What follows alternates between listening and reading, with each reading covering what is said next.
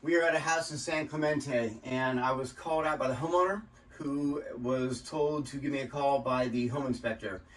Home inspector detected mold, which we still need to look into, and home inspector said that this whole wall was really wet. So I come down and I check it. Yes, it's reading 100%. But does that mean that the wall is wet? No, it means it's reading it's wet. And I talked to the homeowner because I saw a small strip along the bottom of the wall, and they let me know that due to some medical reasons, they had a special copper strip put in the wall, and the whole wall was painted with a special paint that contained metal.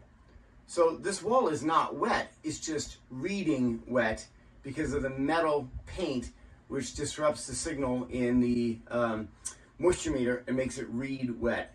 So before you have a knee-jerk reaction and jump into anything, do the due diligence to find out what's really going on.